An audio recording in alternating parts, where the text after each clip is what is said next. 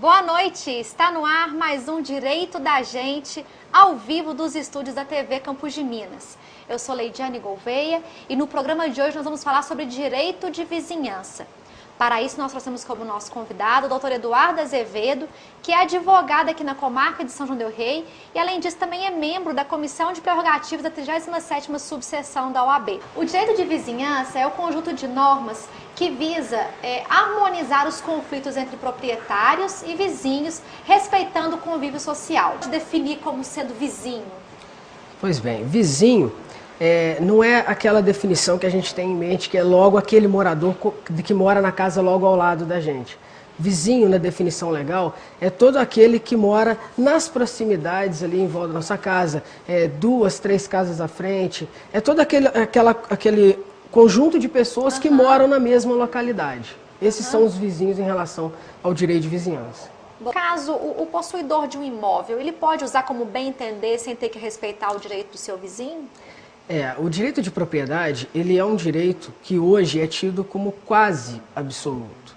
Ou seja, você pode usar, fruir e gozar da sua propriedade, do seu imóvel, como bem entender, salvo as questões de vizinhança. E a questão hoje muito discutida é a questão da função social da propriedade. Ou seja, o direito absoluto de propriedade ele vai encontrar alguns óbices legais que vão interferir nesse uso, no exercício desse direito.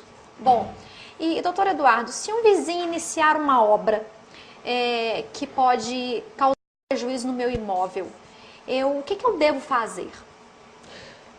A questão de obras que são iniciadas em relação a prédios vizinhos, primeiramente, o proprietário do imóvel que se sentir prejudicado ou lesado pela obra, ele tem alguns meios para poder evitar que esses prejuízos ocorram.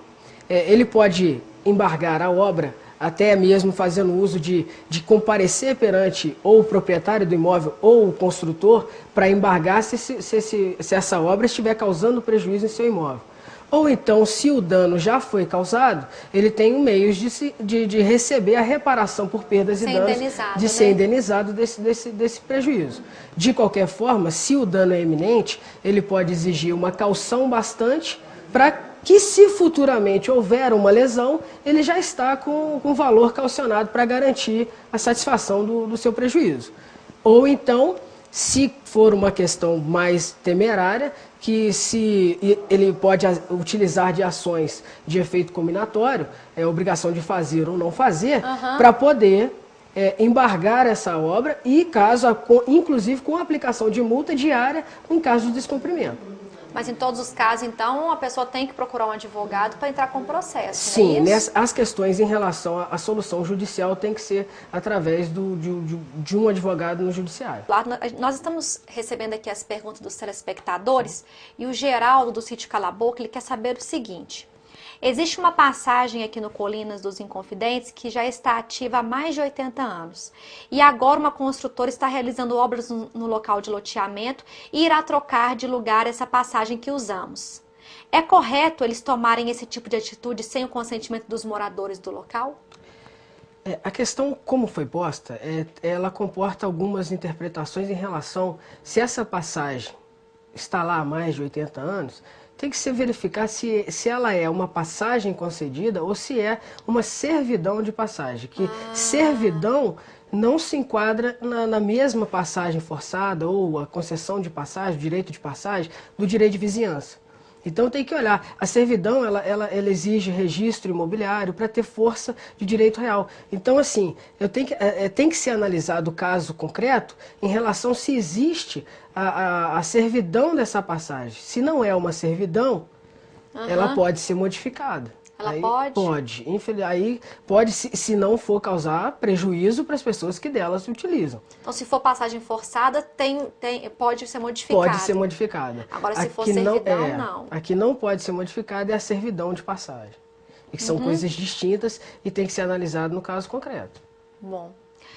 A Eugênia, do Matozinhos, ela quer saber o seguinte: meu pai planta em lote vago há mais de 10 anos, dando manutenção e cuidando do local. É possível realizar o registro do lote no nome do meu pai? Se for possível, o que devo fazer?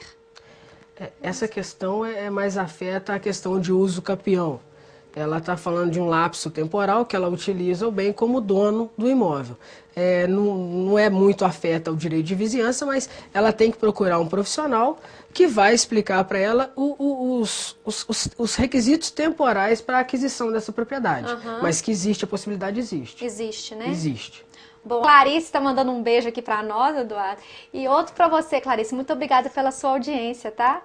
E a Márcia de Rezende Costa, ela está perguntando o seguinte. Eu moro no primeiro andar de uma casa e no segundo andar mora outra família. Eu tenho um grande problema com barulhos dos vizinhos de cima. Quais providências devo tomar pela justiça? Na verdade, a relação de vizinhança ela é sempre tormentosa. Ou seja, a questão do vizinho de cima e o vizinho de baixo tem que ser sempre pautada por uma relação de cordialidade, de bom senso. Ou seja, o vizinho que mora em cima, o simples fato dele arrastar o móvel dentro de casa, isso é incômodo no vizinho de baixo. Muitas das vezes num horário fora de hora, um horário noturno, quando você está dormindo. Mas assim, ela pode, se isso estiver causando um barulho for excessivo, que fugir à normalidade, ela pode sim buscar a satisfação judicial através, como eu disse, de uma ação de obrigação de não fazer. Que vai impedir que essa pessoa tenha esse tipo de atitude que está causando prejuízo ao sossego, à tranquilidade do inquilino que mora embaixo. Ou do inquilino ou do proprietário que mora no andar de baixo. Mas, voltando a dizer, isso é uma relação que tem que ser cordial entre as partes, tem que ser uma relação onde vai imperar o bom senso das partes. Primeiro tentar conversar. Sim, o proprietário do imóvel de cima, por si ele já tem que saber que se ele fizer movimentos bruscos na parte de cima em relação ao arrasto de móveis, pisar com mais força, ele vai causar problemas no andar de baixo, vai ter barulho no andar de baixo. Então, é uma questão que tem que ser vista com bom senso. E muitas das vezes tem que se levar em conta se isso está intolerável ou se é apenas um mero aborrecimento, que é fácil de resolver com uma conversa amigável. É a da Rosineide Tiradentes. Ela quer saber o seguinte, se ela pode ouvir música no volume que ela quiser durante o dia. Essa é uma questão também que as pessoas às vezes se enganam com a questão de que durante o dia pode-se ouvir som com qualquer volume. Mas um engano. Não existe hora para ter um equilíbrio entre o som. Ou seja, tem muitas pessoas que trabalham à noite e dormem durante o dia. Então você pode ter um vizinho ao lado da sua casa que utiliza a parte do dia para poder dormir porque trabalhou a noite toda. Dessa forma, não. A pessoa tem que ter o bom senso de que se ela vai ouvir o som com volume no último grau de volume, ela pode estar causando prejuízo a alguém. E esse prejuízo pode, se for constante e causar prejuízo à vizinhança, ele pode buscar a satisfação disso através do judiciário para que ela pare de fazer isso, que cesse. Aí seria, no caso, uma obrigação de não fazer. É a mesma situação, então, daquele vizinho que é músico, que toca guitarra, bateria, trompete? A mesma coisa. Geralmente, quem é músico tem em casa um cômodo com isolamento acústico para poder fazer o seu ensaio, desenvolver o seu trabalho, a sua atividade, sem com isso prejudicar a vizinhança. Existem muitas... hoje em dia é muito fácil você adquirir um material para fazer isolamento acústico. Aquelas caixinhas de ovos. De ovos, E assim, você vai fazer dentro de casa, o custo é baixo. Então não tem por que você causar prejuízo aos seus vizinhos com volume alto de instrumento, ensaios de banda, se você pode fazer isso dentro de um local isolado. E se ele não quiser fazer esse isolamento acústico? Aí ele vai ter que parar de fazer o exame se a pessoa buscar a satisfação judicial da mesma forma, com obrigação de não fazer durante o sob pena de multa. Aí, cada vez que ele te incomodar, sim, você vai lá e a multa vai incidir, ele vai ter que pagar a multa para o seu vizinho. Uma dos procedimentos na ação combinatória é a fixação de multa pelo descumprimento da ordem judicial. Bom,